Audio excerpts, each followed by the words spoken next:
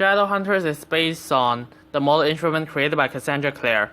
It is developed by Ed Decter.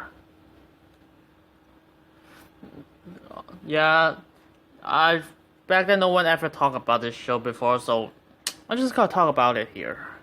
This is my full series review, by the way. So, yeah, let's get started. Let me say something good first. I honestly just say how I feel about the show first before I break into each seasons. I think the show is fine. It's not too special or too good or anything. It's just a fine show. I mean, of course, after the first season, which is basically the worst, but not too bad, but it's just not the best. The shows did get better over each season as each season goes on. I mean, the side characters are better acted than main characters, even though the main characters did get improved and they are not bad actually. I mean, Caitlin can be overacting at times and Dominic can be wooden at times, but yeah, it's still good enough. Even though I'm more interested in seeing the side characters, to be honest. Also the Clary and Jace has the worst romance in the show. I mean, they do have chemistry with each other, but compared to like Clary and Simon, Clary and Alec, Clary and Isabel, Clary and Luke, I mean, they have much better chemistry with Clary and Jace. Even vice versa. So yeah, that is overall how I feel about the show. Yeah, good side character. The side characters are much better than the main characters, and when they interact with side characters, they are better than like interacting with the two leads. Yeah. So also the romance. It's also the side characters the best between Alec and Agnes. Yeah, the gay romance, which I heard that people said it does not exist in the book, is the best in the entire show. So, yeah, that's and even much better than Clary and Jace, even though I don't think they are bad. I said that again. So let's just break into each season to how I think about it. For season 1, it's very mediocre. It's just a bunch of people want to get the cup, the Mortal Cup, because for most people it's basically because the werewolves, the vampires, the villains, they want it because I want to kill more people. Yeah, but that's basically it. I did like that Clary has a personal stake of saving her mother, and the villain is her father. But that's it, and she's just basically chasing after a cup. There's an interesting concept, this and there, but it just never mentioned after one episode, which is such a shame because I want to see more about it. Also, the first season is managing its budget, so yeah, there's not a lot of eye candy shots of fight scenes most of the time, and even Clary doesn't know how to fight most of the time. Yeah, that's basically how I think. It's just a mediocre script, and it's basically finding its footing. Not too bad. It's not bad, just meh, too meh. And then there's also the villain of the movie. It's actually pretty interesting at first. He's just like, I want to do it because, because my family, the bloodline, because he hates the Downworlders. He feels the Shadowhunters to be superior. Yeah, that's it. That's basically the reason. Even though he did care about his family though, so there's more depth of it about the villain. And then the second season, which is also Valentine. He's more of into action than the first season, which is basically standing in the background. I do think it's better than the first season, to be honest. The villains actually do more things there, and show that he's actually smarter in the second 2A season. I mean, I do like the fact that the budget is actually increased, so they can do more with it, exploring the shadow world better. Also, yeah, the relationship between Clary and her mother, I do like it, but it's just he get killed off a bit too fast. Actually. Also, there's a fight in there which is so much better than how is it in season 1, which is basically so pathetic. I mean, also there's some. I mean, the shows kind of have stupid decisions, but yeah, that's basically it. Also, we learned. Also, the second season is basically finding a mortal sword. Actually, getting a mortal sword out of Valentine's hand. Which, honestly, they really need to set it up better in season 1, which is only like mentioned once inside.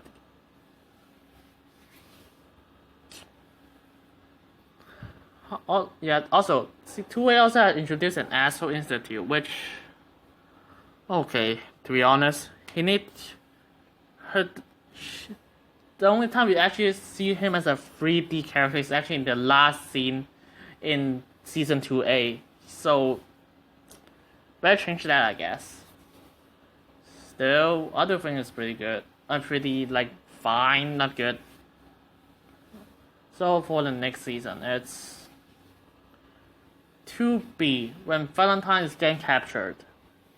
And there's a new villain he needs to face.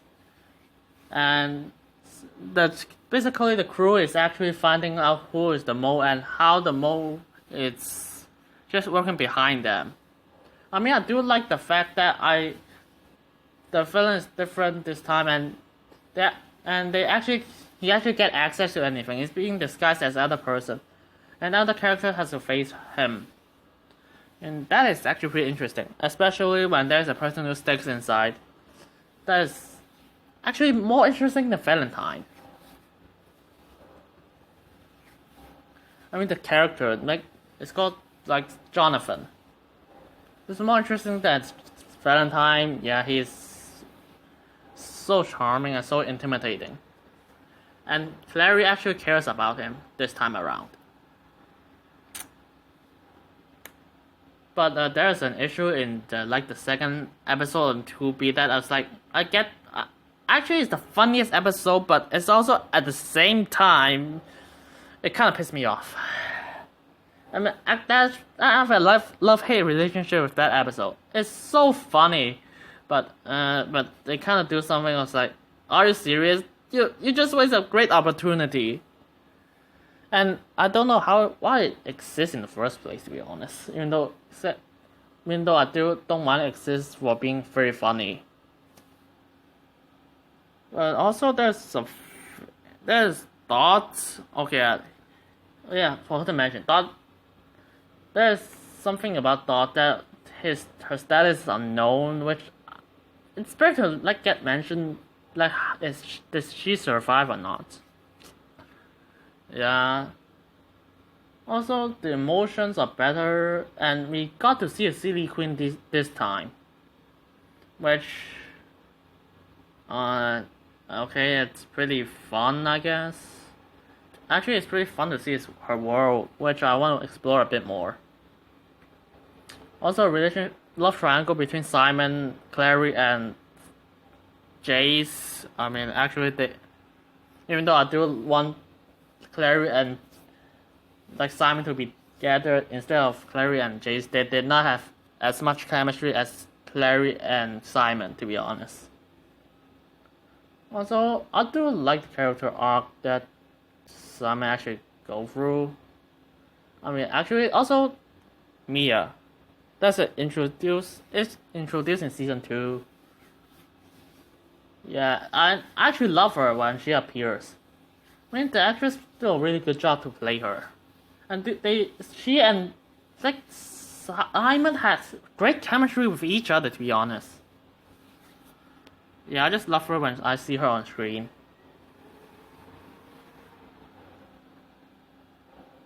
Yeah. That's basically it. Also, yeah, there's something that happened in season 2B at the end, which was like, okay, to be honest, I understand that, but it's kind of weird that how she defeated like Valentine HQ, because I was like, how did it defeat the villain that skill in just a hand-to-hand combat? Also, yeah, that's basically it. In season 2, just like it's better than season 1. Also, there's some new abilities I'm actually very interested to see, which they actually explore it to season 3, unlike season 1, which Clary learned the ability to just like turn objects to paper and grab objects out of paper, which has never been mentioned in season 2 and season 3. Such a shame. Yeah, all the villains is developed in season 1. That's good. That also for season 3, which there's a new villain which is also somewhat related to Clary this time. Again, it's played by Anna Hopkins. It's like the Queen of Edom or something, if I remember correctly. I mean, I do like her, to be honest. Even though she's a bit, I mean, she is like an evil witch, but he's like still deep down. She only did that to bring his son back to life. Even though his relationship with his son is basically kind of weird, but I don't blame her. She's a queen of hell after all. I mean, she's been foreshadowed in season 2, introduced. So yeah, I do like her. I mean, her motivation. I mean, this time around, there's no like cups or things to be found. It's just, oh, they have to discover who is the owl, and the twist is pretty surprising for me. And after I look at the twist, I was like, how can the heroes even defeat this because they won't actually want to defeat it. That's exactly how I want it. Also, there's Simon Sealy Queen stuff. That is actually, I like what the Sealy Queen did to Simon, which I forgot to mention about the Sealy Queen more in season 2, which I do like her. She's pretty weird, and she's actually played by 2 actresses in season 2. It's like one is played by the little girl, I forgot her name, when the other one is played by Sarah Hyland, which I like her. Honestly, I do find it weird that the Sarah Hyland did not like appear when Simon is here in the first episode of season 1, because it makes more season 3. Because season 3 episode 1, because it makes more sense to it. Like they are alone with a teenager disguise. But she did do something to Simon. And actually, I don't know. I do love his abilities, but this kind of takes the tension away for a situation, which was like, so Simon can't be harmed. So there's that. There goes the tension. Yeah, but it's more of a personal stakes fight, as they have to defeat the owl, but they don't want to hurt the owl, which is very interesting. Also, there's something about Clary creating runes that is actually been foreshadowed in season 3A. I actually like. Which, honestly, then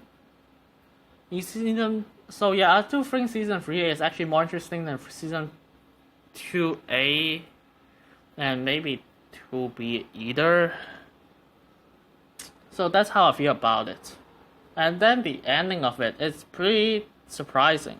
I mean, they did defeat her, I mean, duh. But there's a big cliffhanger. It's like, damn.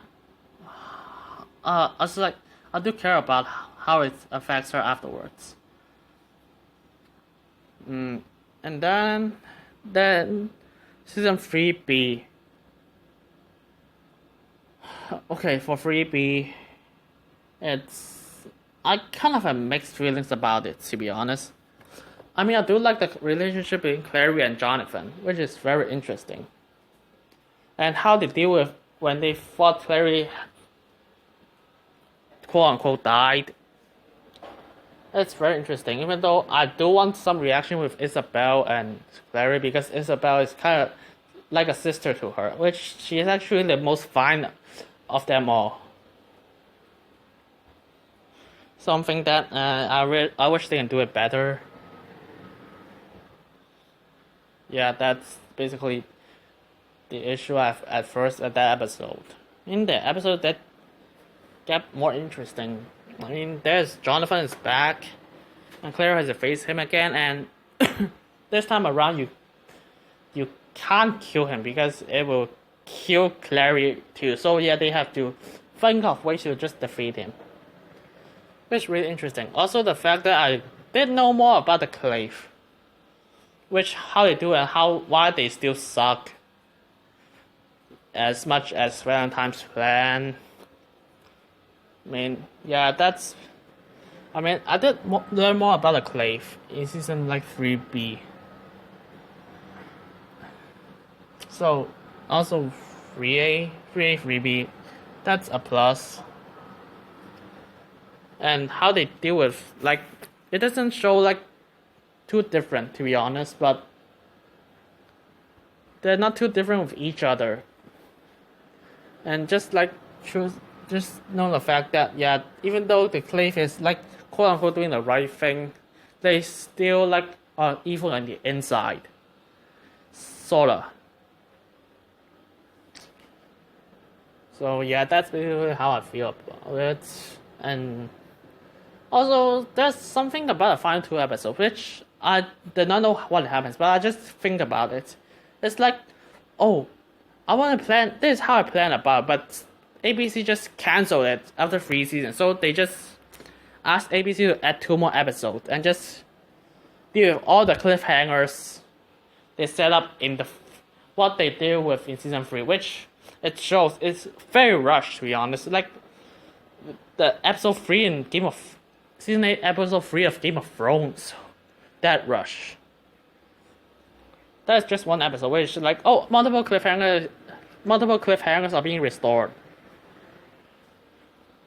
I mean, yeah, that shows, to be honest. And the relationship between Simon and Isabel, it's in season 3 is like, oh, that is fast. And then there's 3B. I mean, there's the final episode of 3B, which